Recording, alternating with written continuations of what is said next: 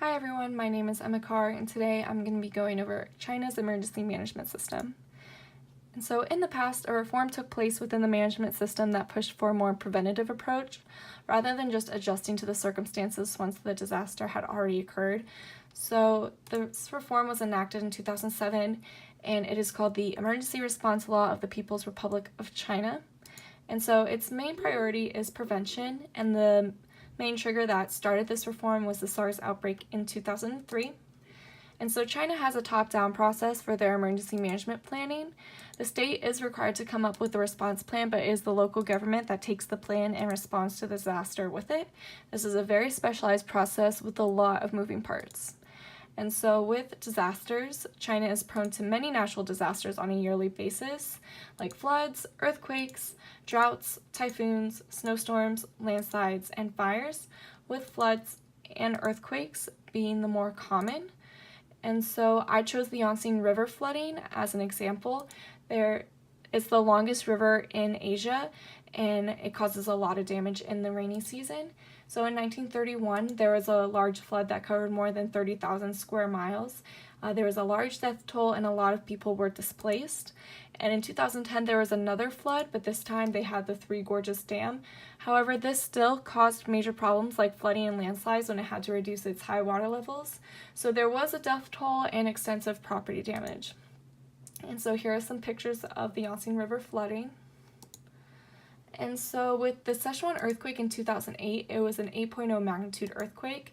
51 counties were affected, and so the death toll, the injury, the missing and presumed dead, and the displaced amount of people was just catastrophic. There was a ton of economic loss and over 5.36 million building collapses, so this affected a lot of people. So here are some pictures of the devastation afterwards. And so who participates when there is a disaster in China? So there's the military and then also NGOs like the One Foundation, Save the Children, and UNDP. So one of the UNDP's restoration initiatives was a Cash for Work program. So this ultimately allows citizens to help restore farmland, roadways, and buildings within their own community, and it also provided a source for income for themselves. So some of the obstacles that can occur in China is that they have a huge population size of more than 1.3 billion.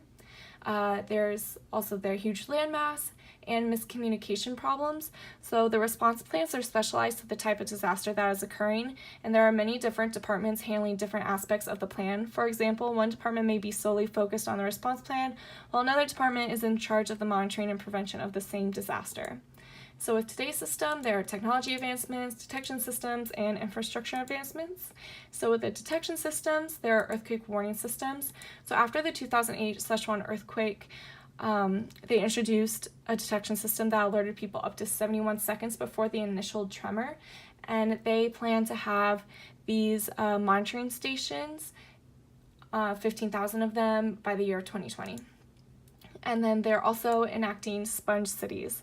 And so cities are very vulnerable, especially in China with their low-lying geography and urban development. There isn't a lot of soil in the cities, so it can't absorb rainwater.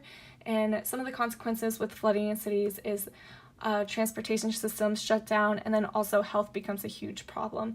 And so sponge cities will help mitigate that. So here are my references, and I hope you guys learned something. Thank you.